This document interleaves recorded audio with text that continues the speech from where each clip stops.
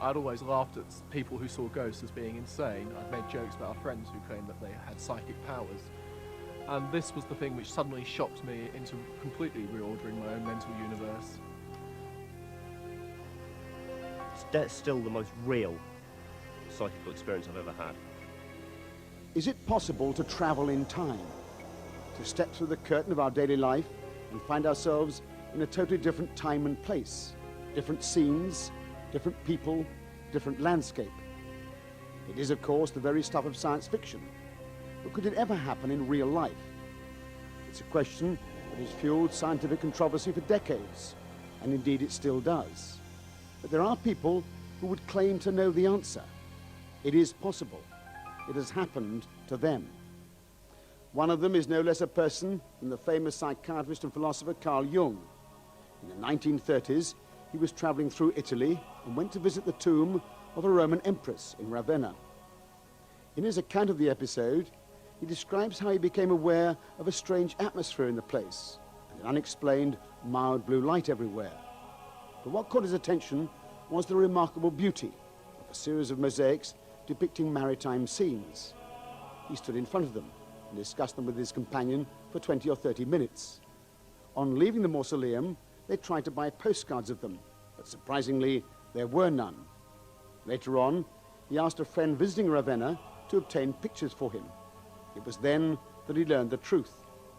The mosaics simply did not exist. These are the mosaics that were in the mausoleum at the time of Jung's visit, nothing like the ones he described. The mosaics that Jung and his companion looked at and discussed, infused with that strange pale blue light, had existed once, but then been destroyed by fire several hundred years earlier. Jung came to believe that he had indeed traveled in time and witnessed the building as it was in the time of the Empress herself, fully 1400 years earlier. Mary Rose Barrington is a paranormal investigator who has become deeply involved in these ripples in time, where people seem to walk out of one world into another time and place. She has studied the Jung case in detail and believes there are extraordinary similarities with another case that occurred in this country. It involves the Bartons. They were a couple who ran a famous and much talked about bookshop in the 50s, and who often spent their leisure time walking in the Surrey Hills. On one of these walks, they believe they traveled back in time to another landscape. Before we left the flat in the morning, I had been extremely depressed and didn't want to go for the walk. And unknown to me, he'd felt the same, but we neither mentioned it. We thought it would just spoil the day. By some strange compulsion, they still don't understand, they travelled on beyond the spot they had intended and eventually stopped in the village of Wootton Hatch. Once there, they decided to visit the tomb of John Evelyn, the famous 17th century diarist. We were rather surprised to find the gate of the tomb open, which we'd never found before. And so we looked round that, spent a lot of time investigating the memorials and the inscriptions and all the other bits that make up a very beautiful tomb. And then we left the church, walked down to the gate, and as we came out of the gate, almost immediately, we turned onto a path that was totally overgrown with vegetation. And then we began to climb this path. It was a very narrow path. We had to go single file to go up it. And we climbed up, up, up, up. And then we came out at a point, at a clearing with a straight path and a clearing behind it and wooded trees behind that. And then along the path was a seat, a backless seat. And Eric said, why don't we sit on this seat? We spent so much time in the church. Let's sit on this seat and have our lunch now. It was now about 10 to 12 o'clock. I could only say that the depression was by now very, very overwhelming. just couldn't eat the sandwiches. And the only comfort came from the sound of a woodman and a dog howling, what it sounded like down in the valley. And as I was crumbling the bread and throwing it to the birds, there was suddenly a total silence. Not one bird was singing. I could still hear the woodchopper and the dog, but that was all. Everything went absolutely still. Then Elaine, my wife, turned to me and said, "Is it cold?" Cold. It was a very hot day. I said, "No, certainly not." And she said, "Feel my arm." And it was icy cold. And I saw, standing in the clearing behind, 3 men. And I went to turn round to look at them, and I realized I'd seen them through the back of the head. I'd say they were wearing a sort of cape, a black. They were all 3 of them entirely in black. The center one was most definitely a clergyman, because he had a clerical collar on. And he had a smaller rimmed hat. The outer 2 men had a larger black rimmed hat. And I would have said that they were, as I say, late 18th, early 19th century. Looking back on it at the time, of course, you don't think like that. You just see the figures and, or whatever, and accept them. You don't say to yourself, "Oh, I'm seeing 3 figures from the 18th or 19th century." You just don't. I have no idea why one would have a visitation of figures from any period at a time like that, and in a place like that, because it was out of place, apart from out of time. Very disturbed by this forbidding apparition, they hurried on for a while along the lonely path, and then lay down and fell asleep on the edge of a field. They have only a faint recollection of how they eventually made their way back to Dorking Station to get back to London. Eric was so disturbed by the experience that on the following Sunday, he decided to return to Wootton and retrace the path of their walk to unravel exactly what had happened. But it seemed that the landscape they'd walked through no longer existed. Reaching the church, Evelyn's church, doors were opening and people were coming out. So he stopped a man who was coming out of the church and said to him, "Are you familiar with this area?" He said, "Yes, indeed, I am." And Eric said, "Well, can you tell me where?" And he described the landscape that we had been in. And this man said, "No, there's nothing like that round here." And Eric said, "Well, all right then, forget the landscape. Where is there a backless seat on the edge of a path?" When I asked about the benches, there'd been no benches as far... he knew there were no bench in the whole of this area at all. No bench. So what had happened to the landscape they'd walked through? The path, the park bench, and the valley.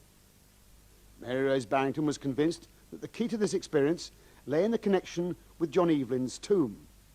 Well, John Evelyn is the gentleman lying in that tomb, and he is famous for having written a diary in the 17th century commenting on political and social situation.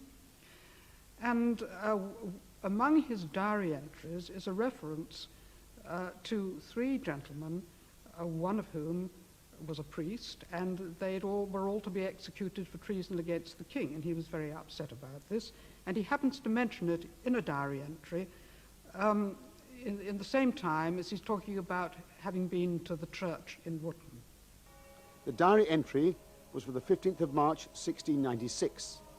And Evelyn wrote of his concern, and I quote, "for 3 unhappy wretches, whereof one is a priest, executed this week for intending to assassinate the king." So I wondered whether Irina might not have in fact been seeing some landscape initiated through the eyes of Evelyn.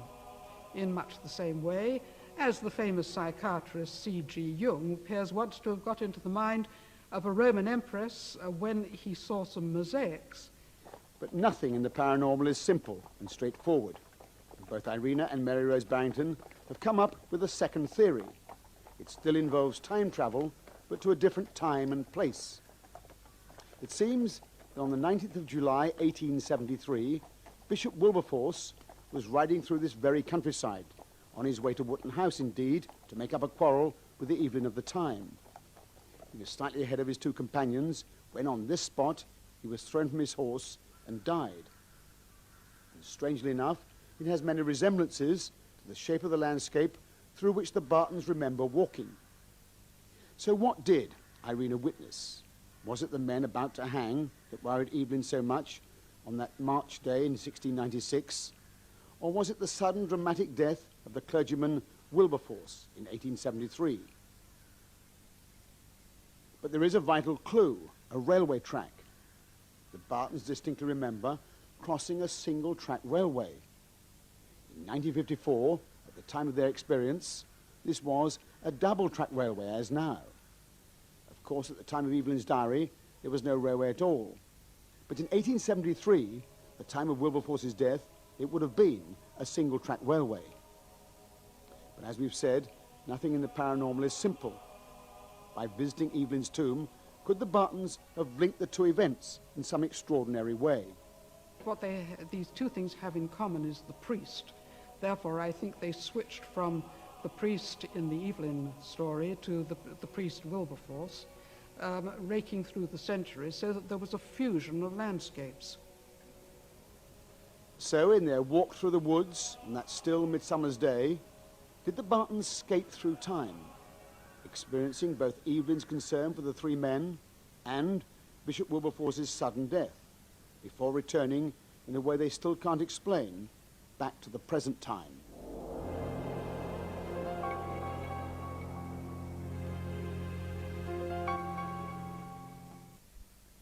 Nearly 900 years to 1103. That was when the monks of Cluny founded the priory here at Thetford in Norfolk. For hundreds of years, this priory was a place of refuge and pilgrimage. During the Middle Ages, people flocked here because of its reputation for healing and miracle cures. Just 9 years ago, 4 young students, who came here quite by chance, believed they witnessed the priory as it was, hundreds of years ago. The whole thing was emotional. It was more threatening, the entire place, than the figure, as you said before. The apparition was not that important. It was the emotion. The entire place was scary. The entire place over in that part of the priory anyway. That was the scary thing. I just had to leave the area. And even that night, I was scared. And then for a few nights afterwards, I had trouble sleep. Those 4 students have returned to Thetford to describe their extraordinary time travel experience, an event which has had a profound effect upon all of them. 3 of them now pursue scientific careers concerned with the understanding of consciousness and the workings of the mind. Their experience happened late one summer's evening as the 4 were passing through Thetford on their way home. So we pulled into the car park and wandered through, and it was a very pleasant, mild August night. As we walked through, we joked, made silly comments, but we also were fairly serious, keeping an eye open for the history of the place and wondering why we'd never come across it. Something else struck us, which was there was no one here. We would have expected, it's in the middle of a built-up area, in the middle of a town, we'd have expected children, people walking their dogs, people sitting, drinking out of bottles. No one. Very lonely place. Eventually we wandered, splitting up on the way, and gathered again at about this point. And while we were standing here, we were looking at the facade of the building in front of us, and through the small window, or 3 small windows, just up here, one of us drew attention to someone watching us.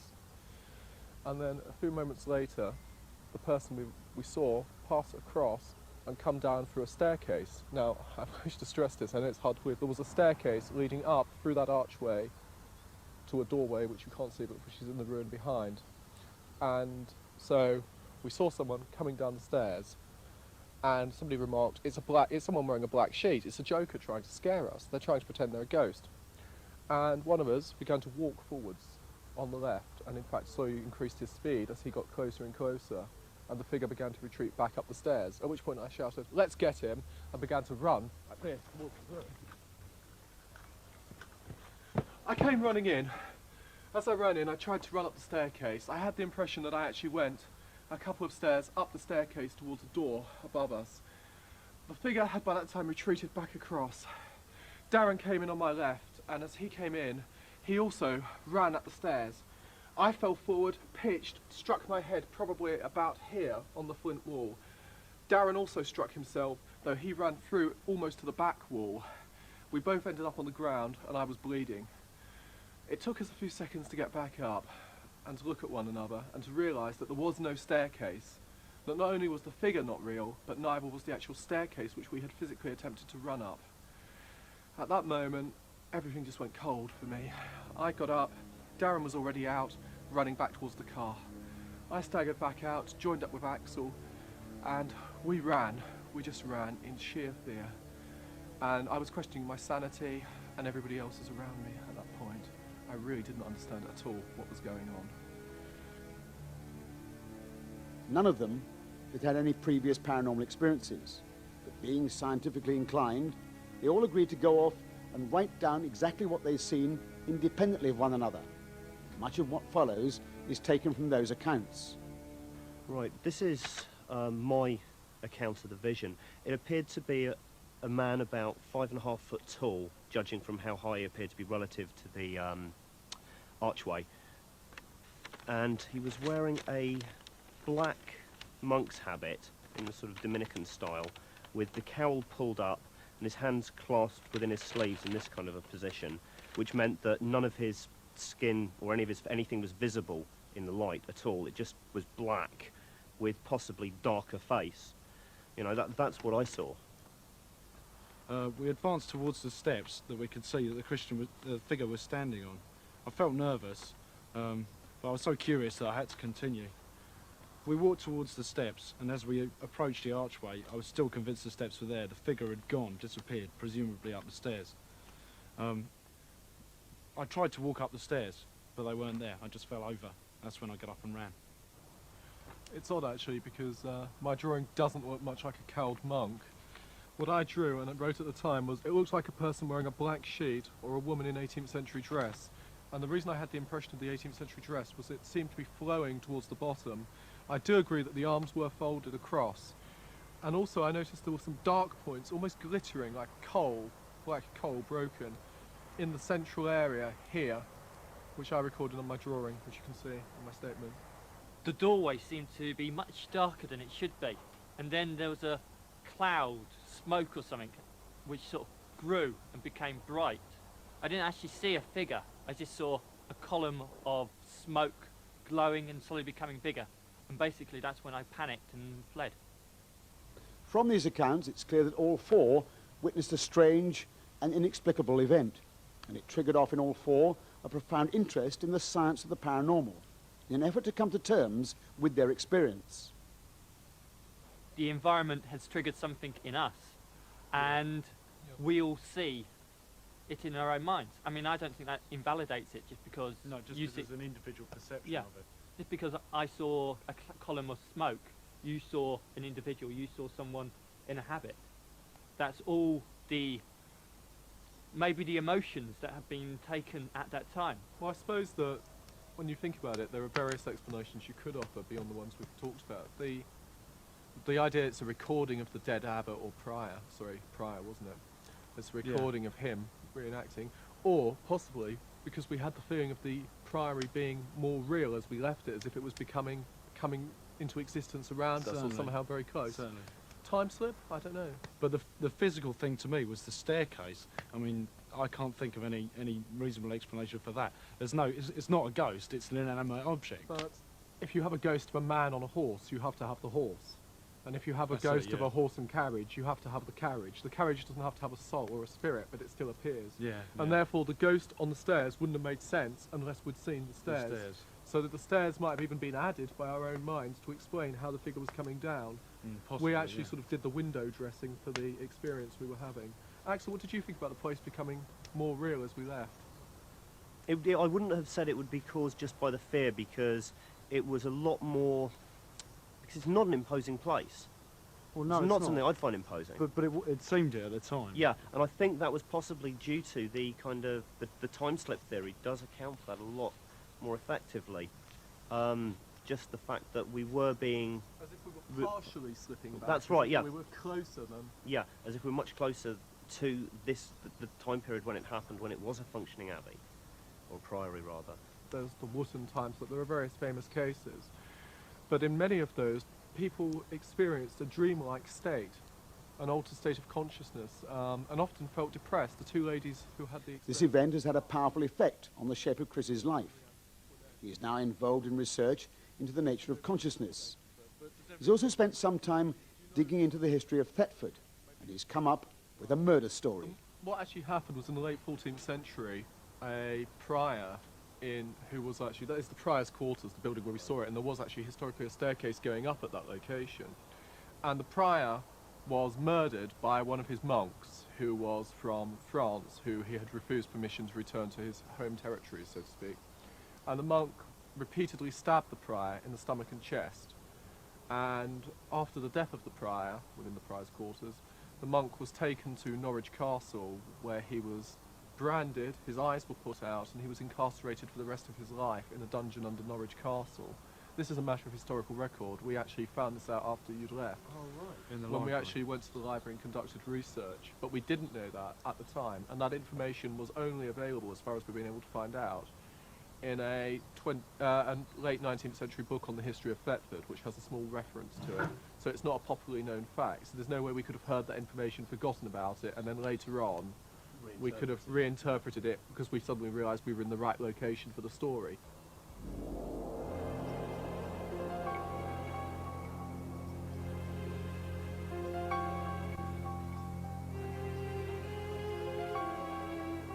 Is it possible to travel in time? That was the question we started with. No one would claim that these events provide a complete answer to that question.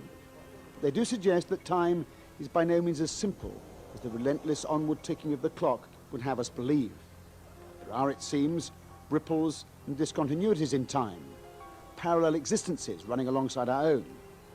It would seem possible for any one of us to turn a corner or pass through a door and suddenly find ourselves in a strange and alien world.